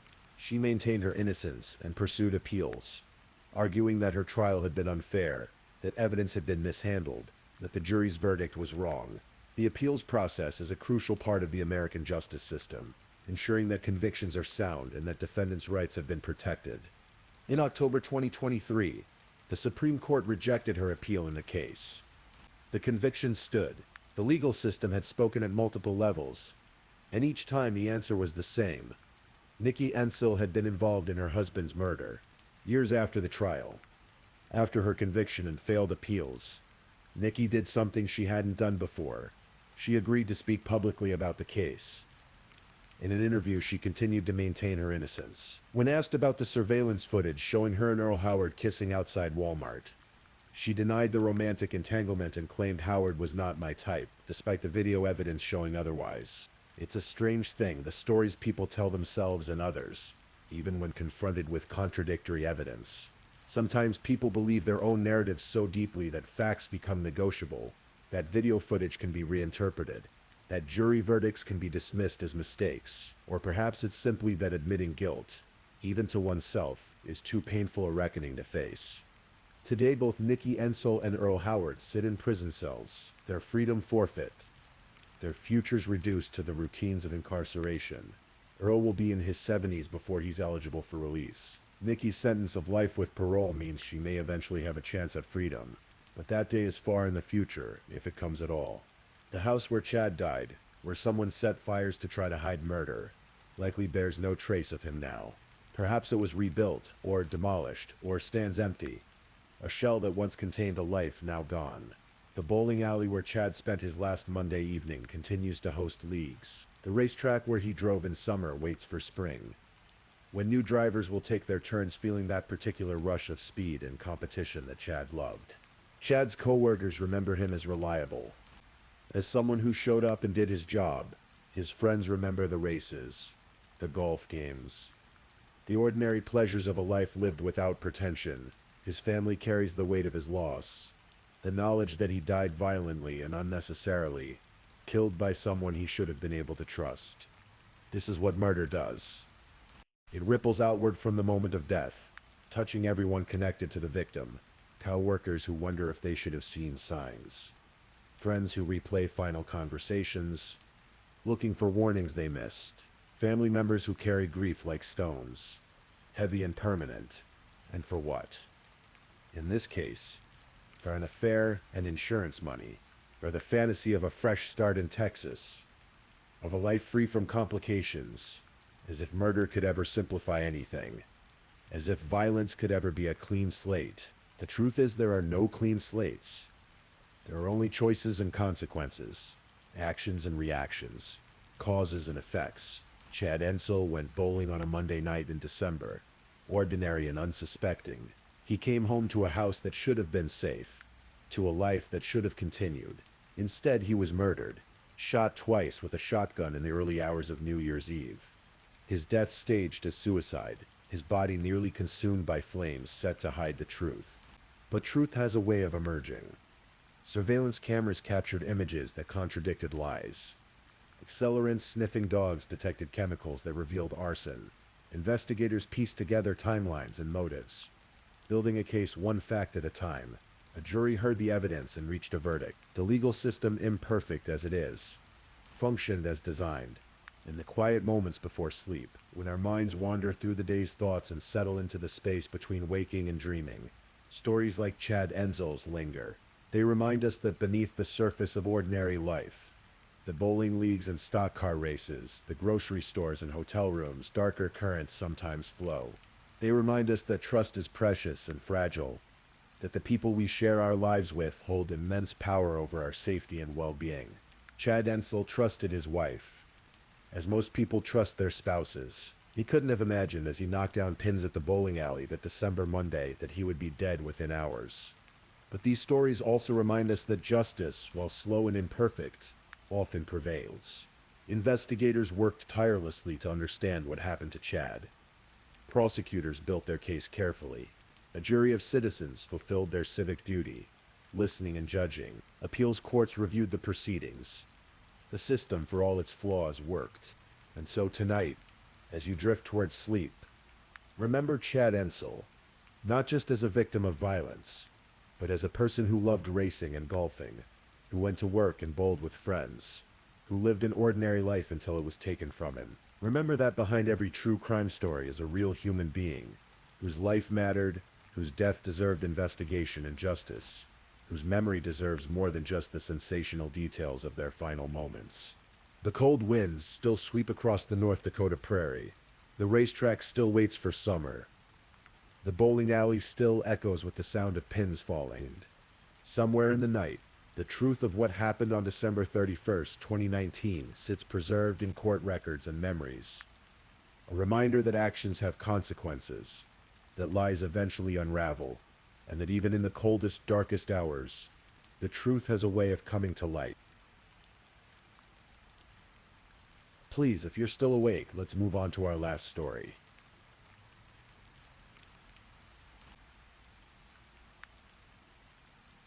Story 5. Tonight, we're traveling to Edinburgh, Scotland, to a story that begins on an ordinary Tuesday morning in May 2010.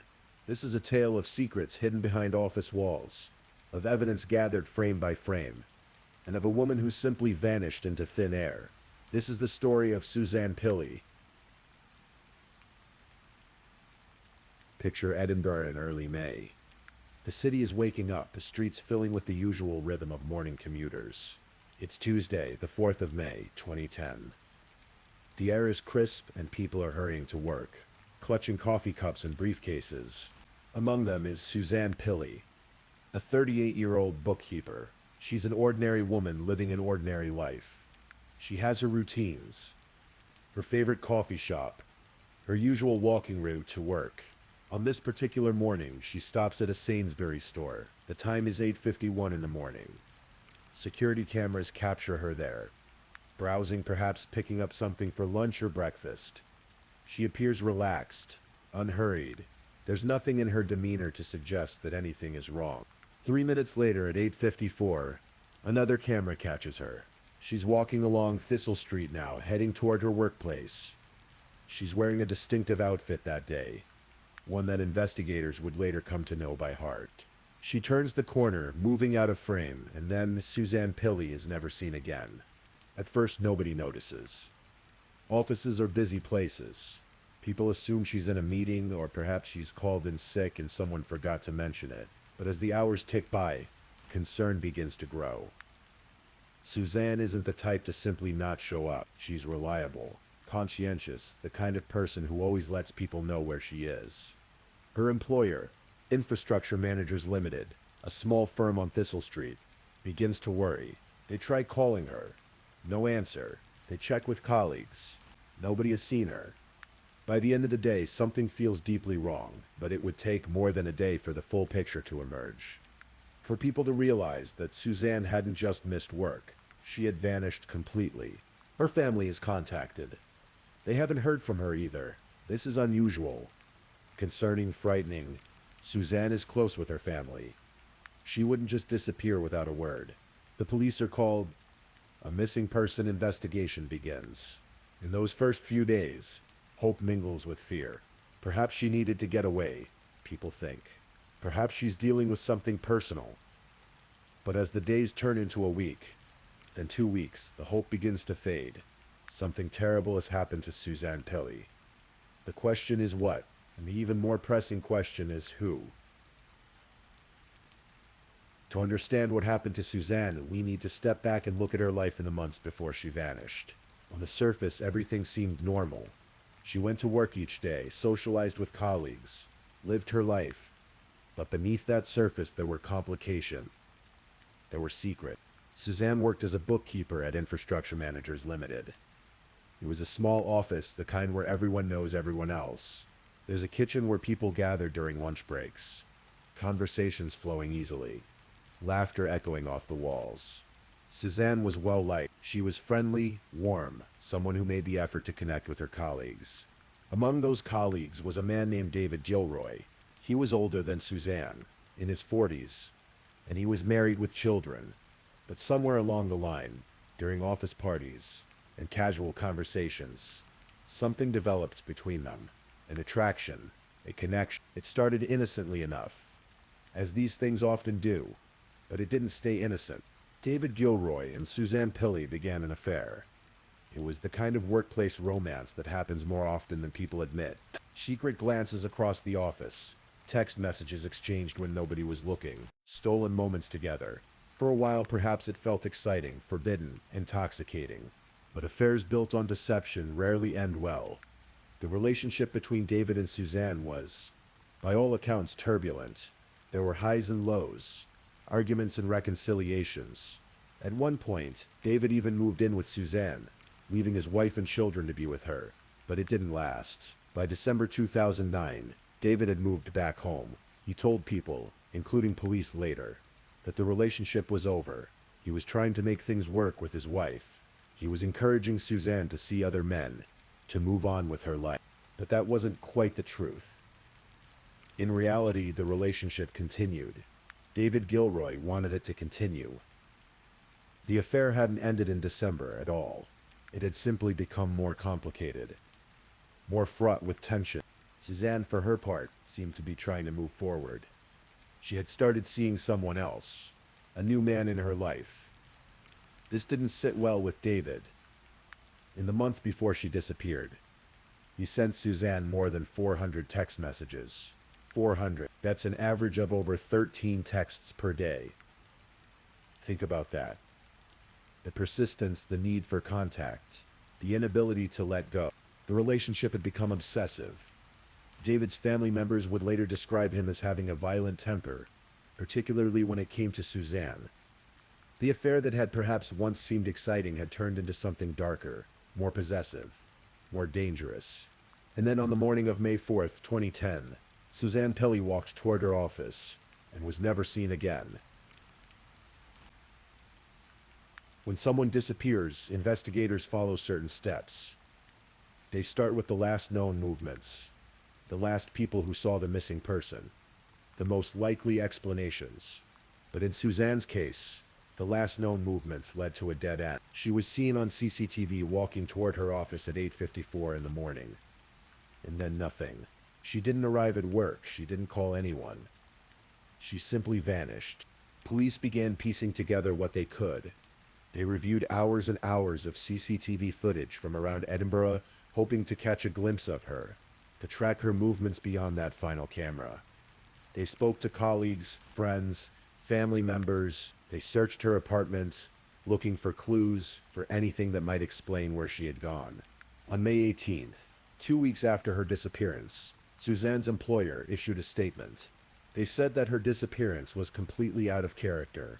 This was a woman who showed up, who was responsible, who wouldn't just walk away from her life without telling anyone. The statement helped to crystallize what everyone was already thinking. Something bad had happened to Suzanne. The next day, May 19th, police made it official. They were now treating the inquiry as a murder investigation. No body had been found, but the circumstances were too suspicious, too troubling. The likelihood that Suzanne was still alive was fading with each passing day. The investigation expanded. On May 20th, police announced they were searching a massive area, 400 square miles stretching from Tindrum to Inverary, encompassing the vast Argyll forest.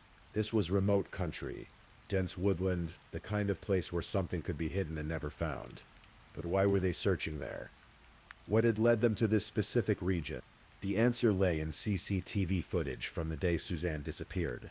Police had been painstakingly reviewing footage from cameras all over Scotland, not just in Edinburgh, and they had found something. A silver car, driven by a man, captured on remote roads across Argyll and Bute on the afternoon of May 4th. The car was registered to someone connected to the case, someone who worked in the same office as Suzanne, someone who had been involved with her romantically. David Gilroy. The net was closing in. The police investigation into Suzanne Pilley's disappearance became one of the most complex and thorough in Scottish history. Detectives spoke to nearly 1,500 potential witnesses. They took over 1,100 statements. They gathered more than 2,000 pieces of evidence. They obtained CCTV footage from 250 separate locations. It was painstaking work, the kind that requires patience and attention to the smallest details. Each frame of video footage had to be reviewed. Each timeline had to be verified. Each piece of evidence had to fit together like a puzzle. And slowly, inexorably, that puzzle began to form a picture that pointed directly at David Gilroy. The first major breakthrough came from cadaver dogs. These are specially trained animals that can detect the scent of human remains, even in trace amounts. Police brought them to the office building on Thistle Street, where Suzanne had worked. The dogs showed interest in the basement. They also showed interest in the boot of David Gilroy's car. This was significant. It suggested that Suzanne's body had been in those locations, even if it was no longer there. The basement of the office, the boot of David's car. The implication was chilling. Suzanne had been killed in the basement where she worked, placed in the boot of David's car, and driven somewhere else. But where? That's where the CCTV footage became crucial. Police had tracked David's movements on the day Suzanne disappeared. His silver car was picked up on camera after camera, heading north out of Edinburgh, traveling through increasingly remote areas into the highlands and the Argyll forest. The timeline they constructed was damning. On the morning of May 4th, David had been at the office. So had Suzanne, according to the CCTV showing her walking toward Thistle Street. Sometime that morning, in the basement of that building, investigators believed David had murdered her. Perhaps they had argued. Perhaps she had made it clear the relationship was truly over. Perhaps David had simply snapped. After killing her, the theory went, he had placed her body in the boot of his car. Then instead of going about a normal workday, he had driven north. The CCTV trail showed his car traveling through increasingly isolated areas. He drove for hours into the heart of Argyll, into the forest, and somewhere out there, in all those miles of remote, dense woodland, he had hidden Suzanne's body. Then remarkably, he drove back to Edinburgh. He returned to the office, to his regular life, as if nothing had happened. When Suzanne didn't show up for work, he acted concerned, just like everyone else. He participated in the search efforts. He spoke to police, but there was more evidence. 2 days before Suzanne disappeared, on May 2nd, CCTV footage showed David and Suzanne together at a convenience store in the evening. They were shopping together, looking for all the world like a couple. This directly contradicted David's claim that their relationship had ended in December. The footage proved he had been lying to police from the start. Then there were the text messages, over 400 of them in the month before her disappearance. The content of those messages painted a picture of a man who was obsessed, who couldn't let go, who became increasingly desperate as Suzanne moved on with her life. Piece by piece, the case was building. But it was circumstantial. Nobody had been found. Could they prosecute a murder without a body? In Scotland, as in most places, it's rare, but possible. The evidence has to be overwhelming. The proof of death has to be clear. On June 23, 2010, less than 2 months after Suzanne vanished, police made their move. David Gilroy was detained, arrested, and charged with murder. While the legal case against David Gilroy was being prepared, the search for Suzanne's body continued. Police focused their efforts on the Argyll forest. that vast expanse of wilderness where David's car had been tracked on the afternoon she disappeared. 30 different areas were subjected to coordinated searches. The military was brought in to help. Police officers, mountain rescue teams, search and rescue volunteers, all combing through dense forest. Looking for any sign of Suzanne, they used cadaver dogs, ground-penetrating radar, aerial surveys. They searched along roads, hiking trails, remote tracks that wound through the trees. The Argyll Forest is an enormous place. Thousands of acres of woodland, hills, streams, isolated clearings. Finding a body hidden there, deliberately concealed, was like searching for a single needle in countless haystacks. The terrain was difficult, the weather often uncooperative. Searchers pressed on, driven by the hope of giving Suzanne's family some closure, of bringing her home. But despite all their efforts, despite the resources poured into the search, Suzanne was not found. The forest kept its secret. Somewhere out there, hidden beneath branches or buried in earth, Suzanne Pilley remained. The failure to find her body was frustrating for investigators and heartbreaking for her family. But it didn't stop the legal process. The case against David Gilroy would move forward regardless. The trial of David Gilroy began in Edinburgh High Court. It was a significant case, not just because of the tragedy of Suzanne's death, but because it was a murder trial without a body. The prosecution would have to prove beyond a reasonable doubt that Suzanne was dead, and that David Gilroy had killed her, all without physical remains as evidence. The Crown presented their case methodically.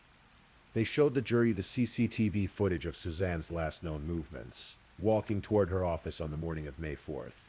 They presented evidence of the turbulent relationship between Suzanne and David, the affair that he had lied about, the hundreds of obsessive text messages. They brought in experts who testified about the cadaver dog's findings in the basement and in David's car.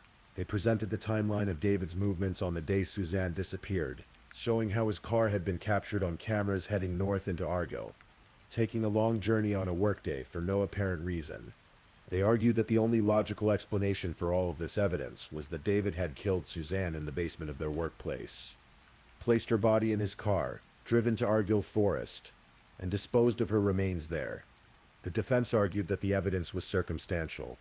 They pointed out that no body had been found, no physical evidence of a violent death. They suggested that the relationship between David and Suzanne had been exaggerated, that the CCTV timeline could have innocent explanation. But the weight of the evidence was substantial. The jury, consisting of 8 men and 7 women, were sent out to deliberate on the afternoon of March 13th. For 2.5 days they considered the evidence. 2.5 days of discussion, debate, weighing the facts. On March 15th, 2012, they returned with their verdict. By majority verdict, David Gilroy was found guilty of the murder of Suzanne Pilley. He was also found guilty of attempting to defeat the ends of justice by disposing of her body. The judge sentenced him to life imprisonment with a minimum term of 18 years before he would be eligible for parole. David Gilroy, the married father who had become obsessed with his colleague and lover, would spend decades behind bars for taking her life. But even as he was led away to begin his sentence, one crucial question remained unanswered. Where is Suzanne? David Gilroy maintains his innocence to this day. From his prison cell, he has refused to reveal where Suzanne's body is hidden. He has appealed his conviction, arguing that the CCTV evidence was misinterpreted, that the case against him was built on assumptions rather than proof. All of his appeals have been rejected. His family, too, has fought for him. His parents have called for fresh investigations, requesting access to the original CCTV footage, claiming that if examined more closely it would prove his innocence. They have written to Scotland's police chief. They have made public appeals, but their requests have been denied. The courts have upheld the conviction. The evidence in the eyes of the law is sound. For Suzanne's family, the years since her death have been filled with a particular kind of anguish. They know she was murdered. They know who killed her, but they don't know where she is. They can't visit a grave, can't have a funeral in the traditional sense, can't find that final piece of closure that comes with laying a loved one to rest. Police have continued to search for Suzanne periodically over the years. In 2020, on the 10th anniversary of her disappearance, they launched a fresh appeal for information. They returned to Argyll Forest, still hoping that someone somewhere might know something that could lead them to her. In 2024, 14 years after her death, the BBC's Crime Watch program featured another appeal, still asking the public for any information that might help locate Suzanne's remains. The case has never been closed. It can't be closed, not until Suzanne is found. Suzanne's case has also had broader implications. It has become part of a campaign for what's known as Suzanne's Law, legislation that would deny parole to convicted murderers who refuse to reveal the location of their victims' bodies. The idea is that by withholding this information, these killers are continuing to inflict suffering on the families of their victims. They're wielding one last bit of power, one final act of cruelty. Scottish Conservative leader Douglas Ross has pledged to introduce this as part of a victim's law, giving families some measure of justice, some leverage to force killers to finally tell the truth. It's a fitting legacy for Suzanne that her case might lead to changes that help other families in similar situations. But for now, the Argyll Forest keeps its secret. Somewhere in all those miles of woodland beneath the Scottish sky, Suzanne Pelly rests in an unmarked grave. Hikers pass by, perhaps, never knowing they're walking near a place of tragedy. Birds sing in the trees above her. Seasons change, year after year. David Gilroy knows where she is. He could end his family's suffering with a single truthful statement, but he chooses silence. And so the search continues. Year after year, hope fading, but never quite extinguished. The murder of Suzanne Pelly is a case that haunts people. It's the combination of elements that makes it so disturbing. The ordinary setting, an office in the heart of Edinburgh. The relationship that turned deadly, a story as old as time, but never any less tragic. The vanishing, complete and absolute. The killer who maintains his innocence despite overwhelming evidence. And most of all, the missing body, the woman who can't be found and brought home. It's a reminder that evil often wears a familiar face. David Gilroy wasn't a stranger lurking in the shadows. He was a colleague, someone Suzanne knew well, someone she had been intimate with. He worked in the same office, walked the same halls, smiled at the same people, and then on one ordinary Tuesday morning, he took her life. The case also demonstrates the power of modern investigative techniques. Without a body, without witnesses to the crime itself, police still managed to build a case strong enough to convict. They did it through patience, through technology, through the painstaking gathering of CCTV footage from hundreds of locations. They tracked David Gilroy's movements frame by frame, minute by minute, building a timeline that told the story of what happened even when no one was watching. The cadaver dogs played a crucial role, their sensitive noses detecting what human investigators could not see. The pattern of David's behavior, the lies he told, the way he tried to maintain a facade of normalcy, even as Suzanne's family desperately searched for her. All of it came together to paint an undeniable picture. And yet, for all the sophistication of the investigation, for all the evidence gathered and analyzed, one simple fact remains. Suzanne Pelly has not been found. The Argyll Forest, beautiful and vast, holds on to its secret, and a family waits, year after year, hoping that one day they'll get a call telling them that finally, after all this time, Suzanne can come home. Let's take a moment to remember Suzanne Pelly. Not as a victim, not as a case file, but as a person. She was 38 years old when she died. She had a whole life ahead of her. She had family who loved her, friends who missed her, a job where she was valued. She enjoyed socializing with her colleagues, chatting in the office kitchen, sharing laughs over lunch. She made mistakes, as we all do. She got involved in a complicated relationship that brought pain and drama into her life. But she was trying to move forward. She was dating someone new, looking toward the future. She deserved the chance to live that future, to continue her life, to find happiness. Instead, on a spring morning in Edinburgh, her life was stolen from her, and then in a final insult, her body was hidden away, denied to those who loved her. Somewhere in Scotland, in the wild beauty of Argyll Forest, Suzanne Pelly waits to be found. The investigation continues. Hope persists, and her family keeps fighting for the closure they deserve. If you're ever in Edinburgh, walking down Thistle Street, spare a thought for Suzanne. Remember that behind every headline, every case, every crime, there's a real person whose story ended far too soon.